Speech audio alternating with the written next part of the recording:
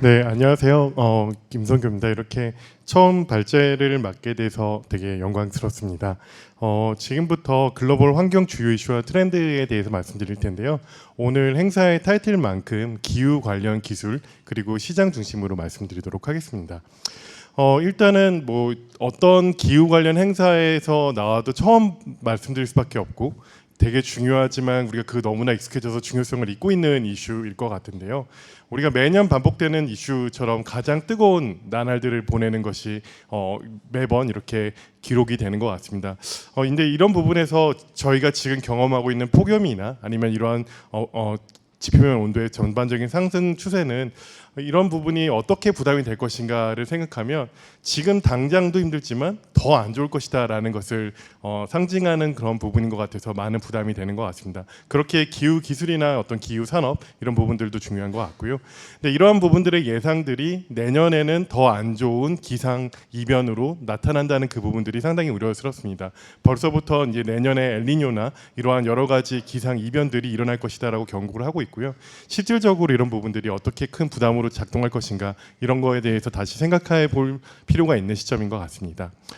일단 전반적으로 기후 전반에 대한 이야기를 말씀드리기 전에 얼스 ORG에서 그렇다면 2023년에 우리가 주목해야 될 15대 이슈는 무엇인가를 이렇게 최근에 발표를 했는데요. 그 중에서 제가 한 5개 정도를 좀 설명드리고 나머지에 대해서는 타이틀 정도 소개드리도록 하겠습니다. 앞서 말씀드린 것처럼 화석 연료와 지구 온난화는 여전히 가장 큰 이슈이고요. 이 순서가 바뀌지 않은 상태로 이미 10년이 지났고 앞으로도 그렇지 않지 않을까라는 생각이 듭니다. 근데 그 더욱 문제를 키우는 부분은 두 번째가 아닐까 생각합니다. 우리가 기후를 대응하겠다고 하는데 거버넌스 체계가 얼마나 제대로 작동하는가 이런 부분들을 다시 생각해야 될 시점이라고 생각하고요.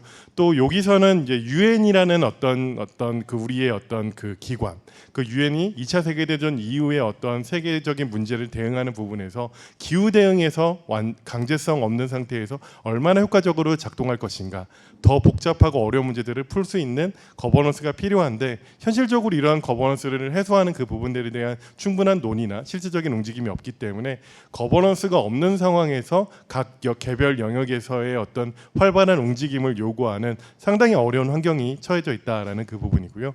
또 점점점 강조되는 그 부분인 것 같습니다. 뭐 음식 쓰레기 자체에서 우리가 결국에는 기후 문제와 연결해서 생각을 해보면 음식 쓰레기가 증가하는 그 부분은 기후 이슈에서 어떻게 보면 생존의 필수적인 식량을 생산할 수 있는 지역이 점차 감소하는 그 부분을 연결할 수 있을 것 같고요.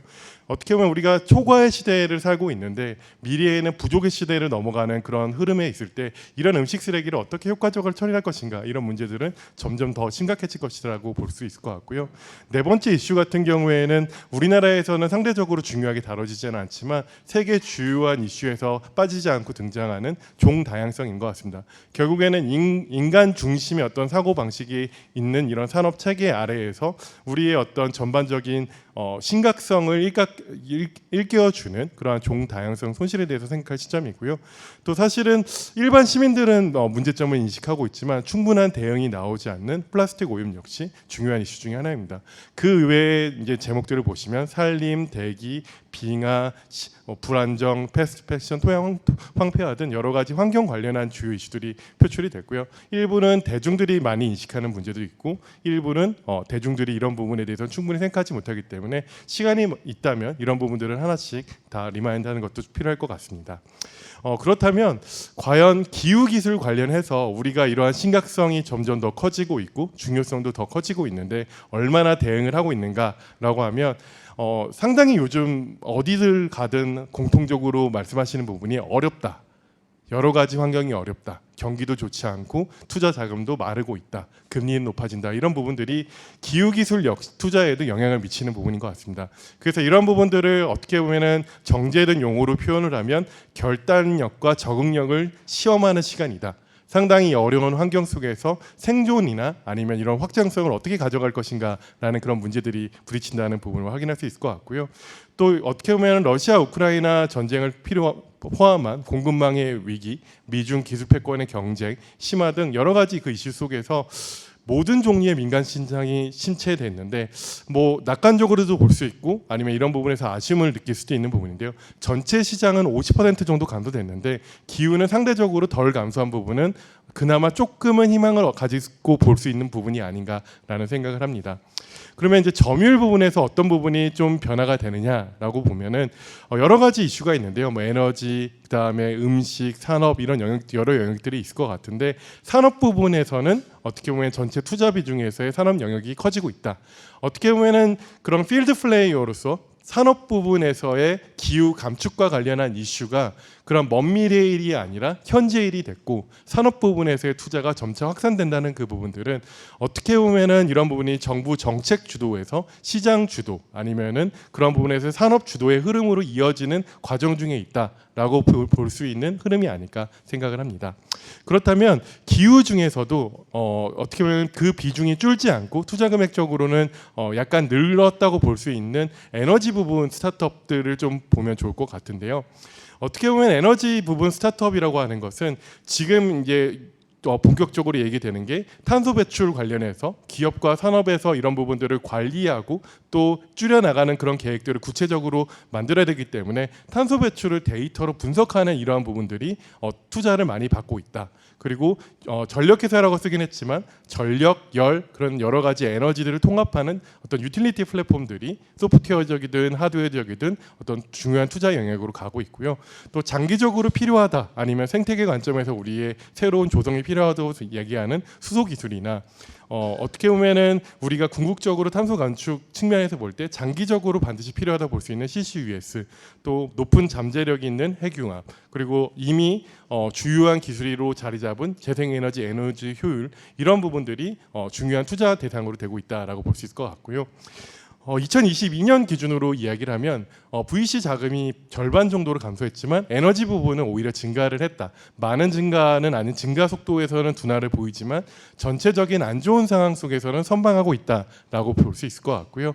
근데 이러한 부분들이 글로벌 관점에서는 맞는데 우리 같은 경우에는 기후와 에너지 기술에 대한 투자가 많이 필요한데 제가 구체적인 숫자는 보지 않았지만 우리나라 같은 경우에 정부 정책적인 측면에서 이런 쪽에서 증가보다는 축소 추세로 있는 부분들은 좀 심히 우려해야 될 역행되는 흐름이 아닐까라는 생각을 해보게 됩니다.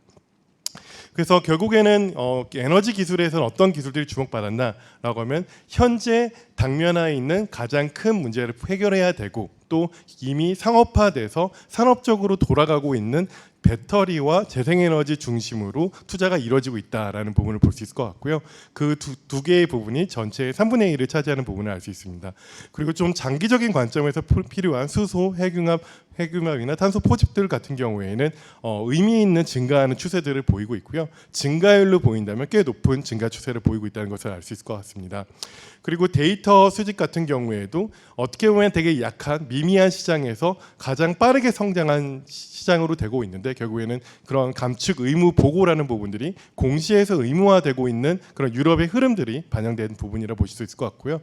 이러한 흐름들은 우리나라 기업도 곧 이어지지 않을까라는 생각을 해보게 됩니다.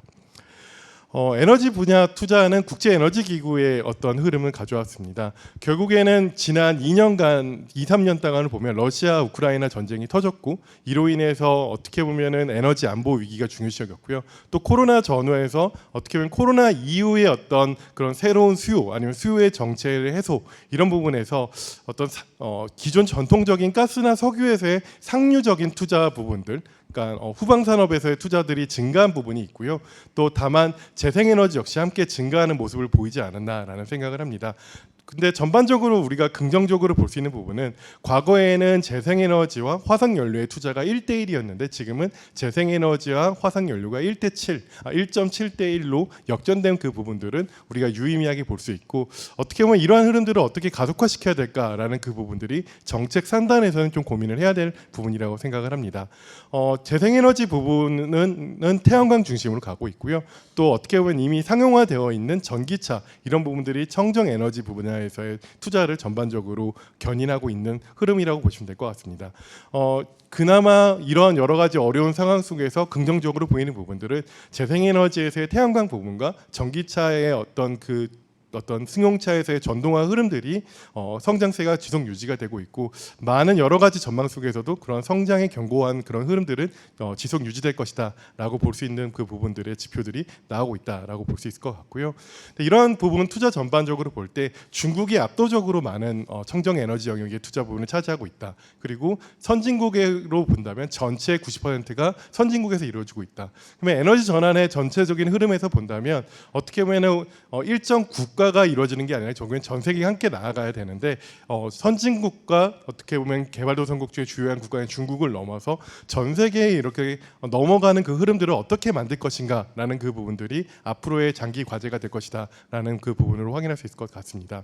에너지 투자 동향에서 여러 가지 비용 경쟁력을 본다면 전반적으로는 비용 효율성이 계속 개선되는 모습들을 보이고 있는데, 작년 2021년에 22년은 전반적으로 모든 비용들이 상승하는 여러 섹터의 인플레이션 영향들이 여기에도 영향을 미쳤다라고 볼 수 있을 것 같습니다. 특히 배터리 부분 같은 경우에는 리튬 탄산이라고 하는 어떤 원재료의 가격이 최근 5년 동안 10배에서 20배 올랐다라고 볼 수 있는데요. 근데 그 부분들이 최근에는 또 안정화되는 흐름으로 보이고 있기 때문에 전반적인 흐름에서 보는 학습 곡선과 투자의 확대, 그러한 이용의 어떤 효율성들이 증가하면서 전반적으로 낮아지는 흐름으로 다시 이어지지 않을까라는 기대를 할 수 있는 영역이라고 생각을 합니다. 근데 이런 흐름 속에서 결국에는 발전원인 재생에너지 투자는 어느 정도 활발히 이루어지는데, 가장 최근에 이슈가 되고 쟁점이 되는 부분들이 이를 실질적으로 연결해주는 전력망 투자에 대한 절대적인 부족 문제들이 이슈가 되고 있습니다. 아시다시피 재생에너지 프로젝트는 짧으면 몇 개월에서 1, 2년이면 되는 그런 부분들이 있는데요. 전력망 같은 경우에는 5년에서 10년 이상의 시간이 좀 필요한 부분이기 때문에 이런 수요와 공급의 미스매치라는 그 부분들이 어떻게 해소될 것인가라는 부분이 되게 상당히 중요한 이슈로 되고 있고요. 사실은 5년 전부터 전력망이 상당히 중요해질 것이다 라고 예측을 했고, 저 역시도 2년 전에 그리드라는 책을 번역하면서 전력망이 중요하다라고 여기저기 떠들곤 다녔지만, 이제 이 문제들이 가시적으로 정말 문제가 심각하구나를 인식하는 한 해가 아니었냐라는 생각이 들고요. 결국에는 우리가 얼마나 투자를 해야 되느냐 라고 한다면, 향후 10년 동안 그 세계 전기 사용량이 이전 10년보다 훨씬 더 빨리 증가하는 흐름 속에서 2040년까지 기존 전력망만큼을 투자를 해야 되는 투자 환경에 놓여 있다. 그러니까 전력망은 엄청나게 투자를 많이 해야 되는 상황이고요. 그리고 현재 2022년 기준으로 할 때 지금까지 태양광과 풍력 투자의 5배에 해당하는 물량들이 정체되어 있다. 투자는 선언이 되어 있는데 전력망 연계나 이런 주변 기반 인프라가 구축이 되지 않기 때문에 대기 상태가 계속 지연되고 있는 그런 문제이고요. 그런 부분에서 볼 때 전력망에 대한 연간 투자는 연간 6천억 달러 이상, 그러니까 2배 이상이 되어야 되는 그런 요구 사항이 있는데, 과연 이러한 부분들을 해소할 수 있는가라는 그런 어려운 문제에 봉착하게 됐다라고 볼 수 있을 것 같고요. 근데 현실적으로 생각한다면 전력망 절대 부족이라는 이러한 흐름들은 계속 이러한 뉴스들이 10년 동안 지속될 가능성이 매우 높다라고 생각을 합니다.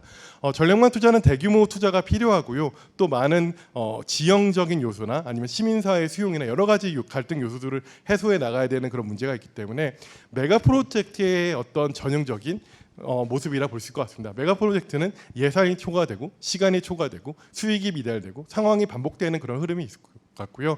전 세계적인 전력망 이슈도 역시 과거의 추세처럼 어려울 가능성이 있는데, 결국에 저는 국가나 여러 가지 어떤 선도 지역에서는 분산 에너지원을 더 빠르게 활성화하고 시장이나 어떤 새로운 기술들을 도입하면서 문제를 해소 나갈 부분이 있기 때문에, 시장 관점 보게 되면 송전망을 통한 것보다 배전망을 통한 전력 시장 개혁의 흐름들이 생각보다 더 빨리 가시화될 흐름으로 우리가 이런 흐름을 읽을 필요가 있다라고 생각을 합니다.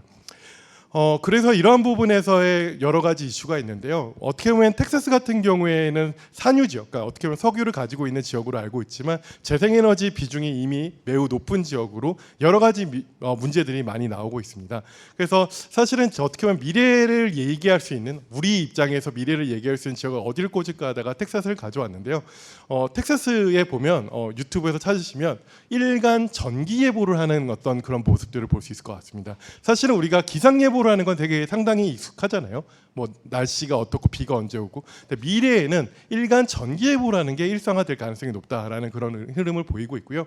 그 이유는 텍사스는 어떻게 보면 1, 2년 전에 이미 큰 대규모 정전 사고가 있었기 때문에 어떻게 보면 이런 부분에서 적극적으로 대응해야 되는 여러 가지 요구 사항이 있고요.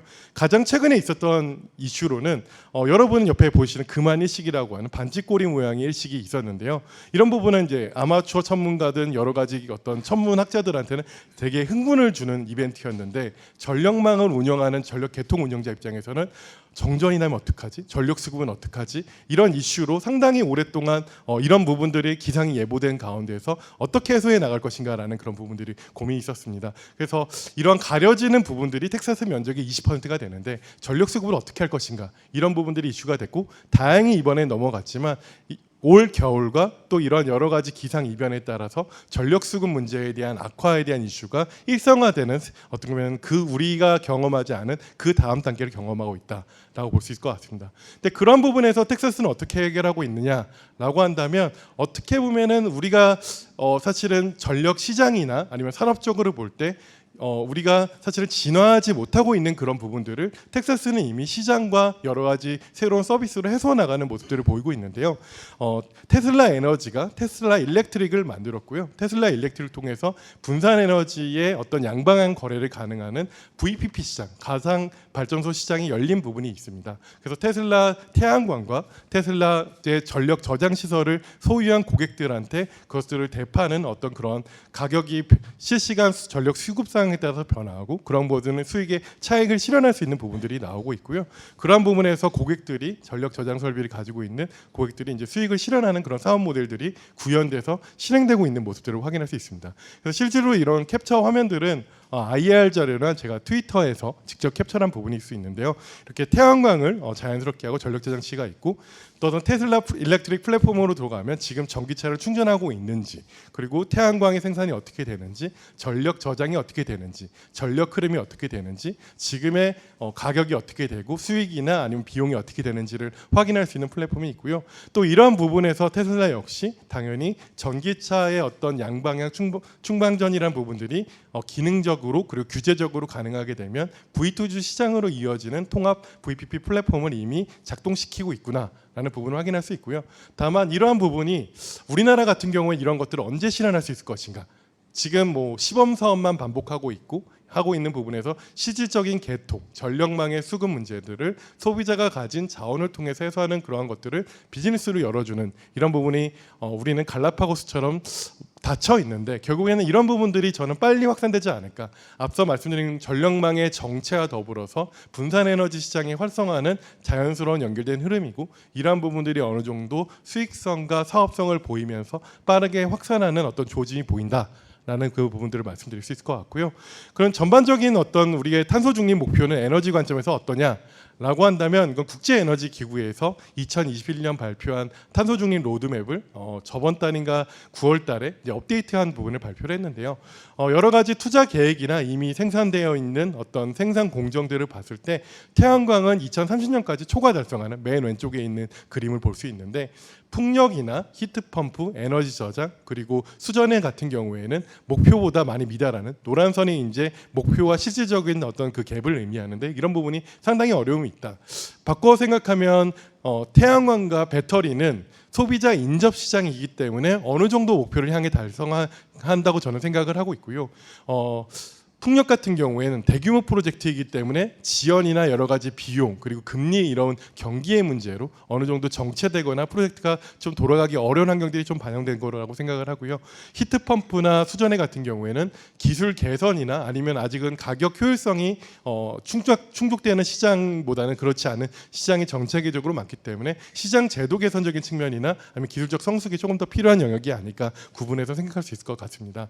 이러한 흐름 속에서 결국에는 좀 태양광과 더불어서 어떤 전반적인 흐름이 강세를 보이고 있는 부분들이 전기차라고 생각을 하고요.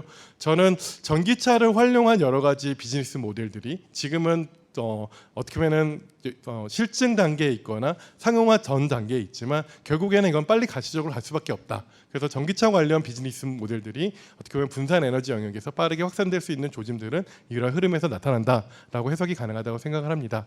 그리고 에너지 저장 측면에서 생각한다면 배터리 기술들이 여러분이 차세대 배터리를 얘기를 할 때 뭐 대부분의 사람들은 전고체 전지, 안전하고 자동차에 실었을 때 화재 위험성을 낮춰주는 그런 전지에 좀 많은 중심이 있는데요. 올해 한 해 동안 주목받은 전지 중에 또 다른 영역은 소듐 이온, 나트륨 전지가 아닐까 생각을 합니다. 사실 나트륨 이온 전지가 부상하게 된 거는 작년과 재작년에 그 리튬 탄산이라고 하는 제가 말씀드린 리튬 이온의 원재료 가격이 급등하면서 가격 경쟁력에 대한 이슈가 있었고요. 또 동시에 LFP라고 하는 인산철 전지 역시 가격이 좀 올라가면서 전반적으로 배터리 가격이 올라가는 거 아니냐라는 그 부분에서 차세대 전지인 더 저가고 자원이 풍부한 나트륨 이온 전지의 개발의 어떤 속도를 가시화할 수 있는 부분이 있었고요. 올해 한 해 동안 중국 업체 중심으로 해서 올해 연말 아니면 내년 초 1분기, 2분기 정도에 상용화 제품을 나오겠다라고 얘기를 했고 나트륨 이온 전지의 에너지 밀도가 높지 않고 그런 부분에서의 비용 효율성을 생각할 때 전기차보다는 ESS의 어떤 잠재력을 가진 제품들이 올라오고 있다. 바꾸어 생각하면 나트륨 이온 전지가 상용화되고 대량 양산으로 가는 흐름들이 내년에 만약에 표출된다면 전력 저장 시장이 빠르게 증가할 수 있는 기폭제가 될 잠재력이 있다라고 생각을 합니다. 뭐 당장 내년, 후년 이렇게 대량 생산으로 가지는 않겠지만 이러한 어떤 새로운 기술군들이 빠르게 올라온다는 그 부분들은 기후 기술 전반적으로 볼 때 긍정적인 뉴스 중에 하나가 아닐까 생각을 합니다. 마지막은 좀 우리나라 얘기를 할 수밖에 없을 것 같은데요. 우리나라 같은 경우에는 많은 기후 관련 논의들이 있었지만 기후 관련해서 가장 중요한 용어 중에 하나가 바로 전력화. 전기화가 아닐까라는 생각이 듭니다. 결국에 최종 에너지 수요를 화석연료에서 벗어나기 위해서는 직접적인 에너지가 아닌 2차 에너지원인 전기로 바꾸는 그 부분인데요.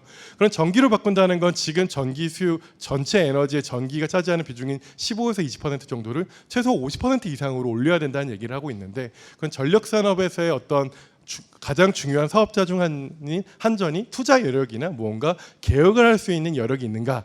라고 생각하면 그 부분이 상당히 어려워지고 있다라고 볼 수 있을 것 같고요. 그래서 부채 200조라는 숫자가 얼마나 부담이 되는가를 생각했을 때 하루의 이자가 한 70억이라고 그러고요. 내부적으로 뭐 100억까지 간다라는 얘기를 하는데 국민이 우리나라 인구가 5,100만 명이면 대충의 한 달에 1인당 이자로 한전이 부담하는 돈이 4,000원에서 한 6,000원 정도 된다라고 보시면 될 것 같습니다. 물론 개별적으로 하면 산업과 가정용 수요를 나눠가지고 비용 할당을 해주면 대충 비중이 나오겠지만 그러면 보통 1인당 4,000원에서 6,000원 한 달에 그런 비용들을 이자로만 내고 있는 상황인데 그 부분에서 송전망 투자가 50조가 넘고요. 앞으로 이러한 에너지 전환 전반적인 그 부분을 과연 할 수 있을까? 아니면 이 사업이 지속될 수 있을까?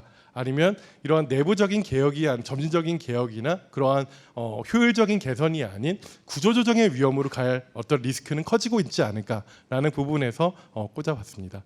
근데 여러 가지 말씀을 드렸는데요. 결국에는 기후변화 가운데서 우리가 할 수 있는 이야기는 여전히 상상력이 필요하다라는 생각이 아닐까 생각이 듭니다. 뭐 여러 가지 투자 환경이 안 좋지만 기후 전반에서는 전체가 나쁜 것보다는 덜 나쁘다라고 말씀드릴 수 있고요. 그 중에서 에너지는 그래도 가장 중요한 영역으로서 투자가 지속 증가하는 그 부분이다. 근데 그런 부분에서 우리가 어떻게 비관주의적이보다는 낙관주의적으로 어쨌든 간에 우리가 해야 할 일을 해야 하고 제 이후에 이제 대표님이나 여러 전문가께서는 이제 해야 할 일에 대해서 말씀해 주시지 않을까 생각이 들고요. 또 우리가 낙관주의에서 하늘에서 떠 있는 것이 아니라 땅 위에서 해야 할 것들을 찾아가는 그 부분들이 되게 중요하다고 생각을 합니다. 그래서 그런 낙관주의적 현실주의를 갖고요. 제가 최근에 제가 특정은 해서 말씀드릴 수는 없지만 우리나라에서 노벨상에 가까워진 학자분의 한 분이 이런 말씀을 하시더라고요. 탄소 중립이라는 말이 되게 공허할 수 있다. 왜냐하면 기성세대 관점, 기존 경제적 관점에서 보면 말이 안 되기 때문에 되게 공허한데 그렇기 때문에 기성세대 좀 원로에서는 사실은 좀 침묵을 하는 게 낫지 않을까 싶다. 왜냐하면 미래 세대가 도전을 해야 하기 때문에 그들의 아이디어를 보다 적극적으로 지원해야 그런 목표를 달성할 수 있다라는 말씀을 했는데요. 결국에는 가장 중요한 건 상상력이고요. 어쨌든 그런 낙관주의를 포기하지 않고 끝까지 나아가는 힘들이 필요하지 않을까 생각합니다. 이상 발표를 마치도록 하겠습니다. 감사합니다.